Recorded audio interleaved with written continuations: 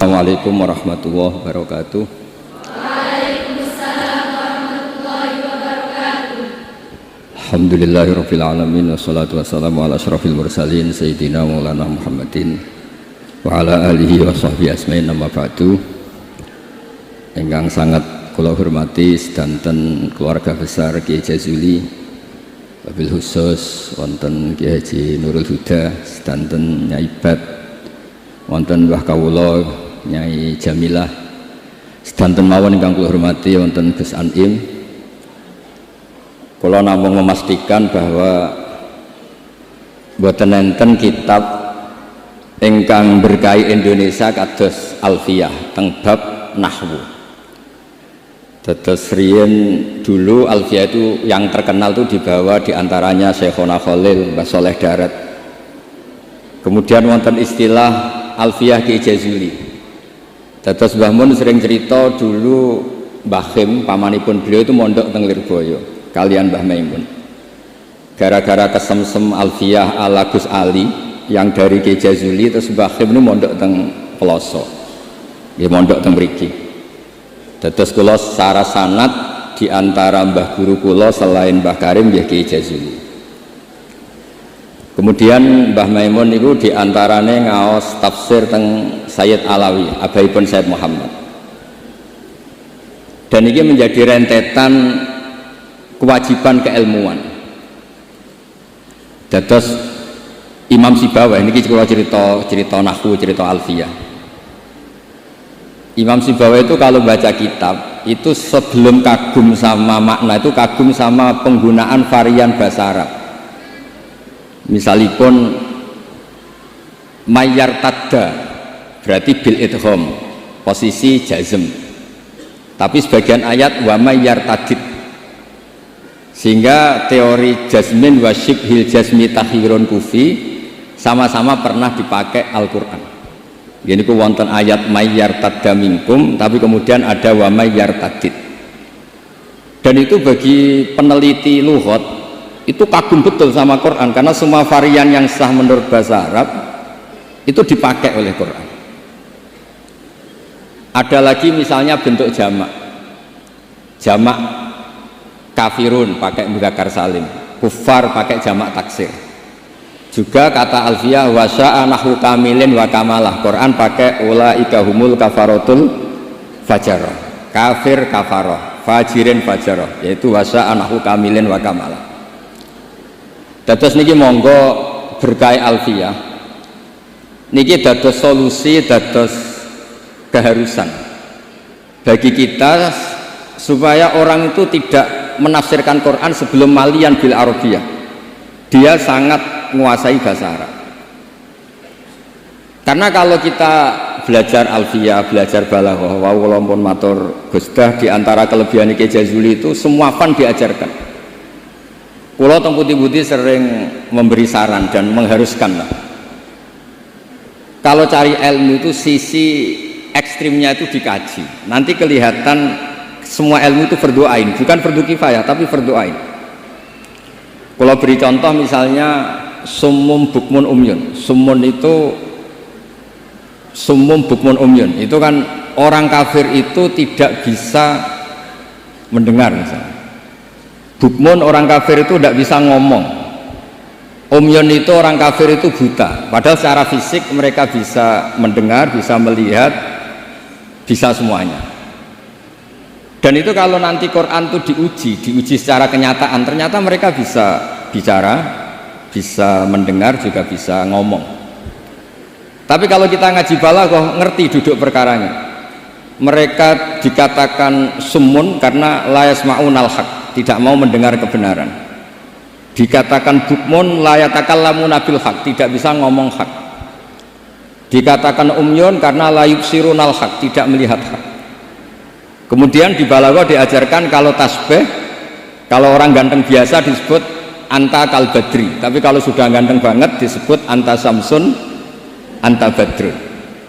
Sama, di kebalikannya juga sama. Kalau terlalu nggak bener, bukan lagi kasumi tapi disebut sumum bukmun umyun. Begitu juga di saktah. Saya berkali-kali cerita, kalau Anda tahfidz, tadi saya dapat berita menyenangkan, pernah bulik saya neng Hasna putri Mbah Kula Bajazila khatam Quran. Saya senang sekali. Di antaranya misalnya sakta. Sakta itu kenapa harus ada? Dulu Imam Asy'im pernah ditanya, kenapa ada sakta? Kata beliau, ada ayat atau dialog yang bahasa Arab itu tidak ada koma, tidak ada tanda kutip, sehingga solusinya ya sakta. Yaitu ketika orang kafir bangun dari kubur, mereka tanya, man ba'atsana mim marqadina, siapa yang membangkitkan kami dari kubur? Terus ada al-mujawib, min jihatillah au bilisanil malaikah hadza ma wa'adar rahman wa shadaqal mursalun. Jadi yang pertama adalah su'alul mustafhim, penanya. Yang kedua adalah mujawib. Andaikan itu tidak disakta, maka betapa kacaunya memba'atsana mim marqadina hadza ma wa'adar rahman. Itu menjadi kekacauan secara makna yang luar biasa, sehingga kemudian disakta. Memba'atsana mim marqadina, jawabannya apa? Hadza ma wa'adar rahman. Nah, hal-hal seperti ini juga terjadi lagi misalnya di awal Kahfi. Allah itu mensifati kitabnya yang agung. Alhamdulillahilladzi anzala ala abdi kitaba wa lam yaj'al lahu iwaja.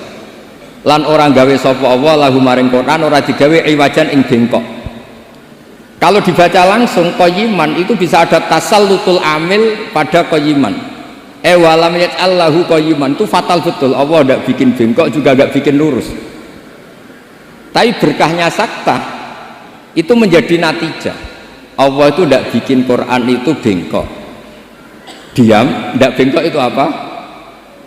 Lurus. Nah itu makanya butuh sakta.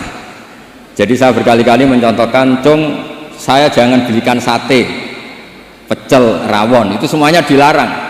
Tapi kalau sakta, cung saya jangan belikan sate, jeda, pecel, itu artinya jangan belikan sate tapi nopo? Pecel. Nah, ilmu-ilmu yang talaqti min afahil masyayikh, kalau belum tahu hikmahnya atau illatul hukmi, paling tidak kamu sudah benar bahwa setiap baca ini sakta secara riwayat. Nanti Anda akan lebih detail kalau menguasai diroyah. Makanya kalau di masa saya sekarang sering diajarkan qaddimid diroyah ala riwayah. Setelah dikaji, memang sakta ini satu keharusan. Karena kalau tidak ada sakta bisa maknanya juga dikacau. Begitu seterusnya di bab-bab nahwu. Nahwu itu terkenal kan, dulu ada orang terkenalnya ya, Abdul Aswad Ad-Du'ali itu sama putrinya melihat bintang, terus kagum bilang ma ahsanus samai.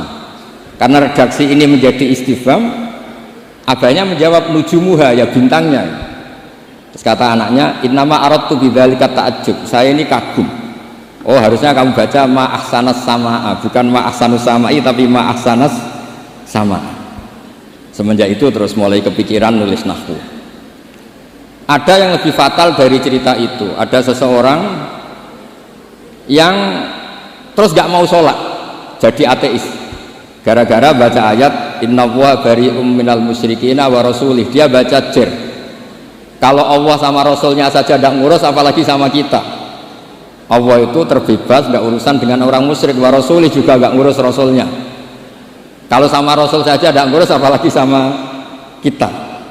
Sama Sayyidina Ali dibenarkan, yang benar bacanya itu wa rasuluh, Allah bari minal musyrikin wa rasuluhu bari'un aidon, Rasulnya juga bari'un aidon.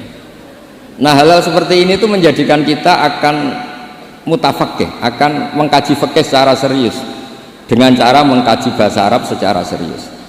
Tanpa itu kita tidak bisa mengartikan Quran. Kemudian Alfiyah sebagai karangan, ini saya cerita sedikit.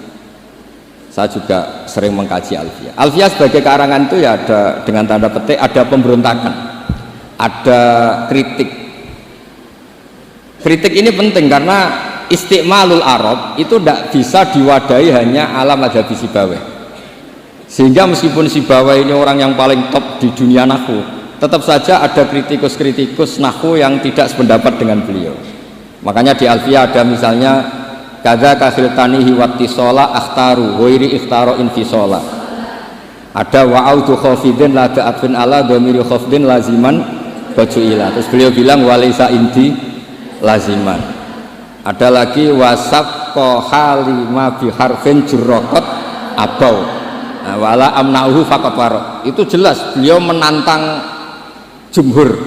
Beliau jelas cerita abau, semuanya menolak, tapi wala amnauhu menurut saya enggak masalah.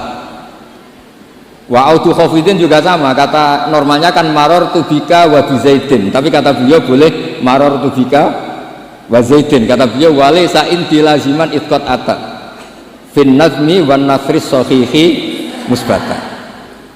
Dan itu akhirnya menunjukkan beliau itu alim bil qiraatis sab'i, dengan qiraah sab'ah. Ya, baca yang benar itu bil qiraatis sab'i, karena qiraah itu muannas, sehingga di adat kalau muannas justru taknya apa? Dibuang. Jadi salah satan bittaikul lil asyraf fi adima ahaduhu mudzakkara terus fiddit dijarrid. Jadi yang benar tuh fil qiraatis sab'i. Ya, tapi yang sering orang bilang qiraah napa? Sab'ah. Nggih boten napa-napa niku dadi bahasa Indonesia ngoten mawon boten usah ditakwil. Sebetulnya kalau secara fanatik kalau makdudnya itu muannas justru tambah napa? Tak. Makanya kalau di nahwu itu fil qiraatis sab'i bukan fil qiraatis sab'ah. Tapi karena itu sudah jadi bahasa Indonesia ya sudah lah, enggak kayak kita kalau di kampung itu wis tahiyat awal. Ape pinter kancane goblok. Ape goblok kok kiai tahiyat kok awal, mesti tahiyat ula. Jadi enak goblok bareng ngoten mawon. Karena kalau sering matur teng Mbah Kausar. Pertama korban iku lho, sesuk abahe ya digojlok. Semoga kapan-kapan lebih berakhlak. Mbah kula. Cerita bodoh itu barokah. Terus nahwu riyen dikarang barokah wong salah ma ahsanus samai. Riyen hadis paling populer nggih barokah yang mboten sopan. Terus Nabi pas khutbah. Niki cerita, mungkin cerita terakhir kula. Nabi pas khutbah cerita kiamat itu dahsyat. Mungkin orang ini mangkel, ini cerita kiamat kok nggak ada tanggalnya. Makanya tanya, ya Rasulullah mata sa'ah, engkau ini cerita kiamat tapi tanggalnya nggak jelas. Engkau bilang itu kapan kita bisa persiapan? Nabi nggak jawab.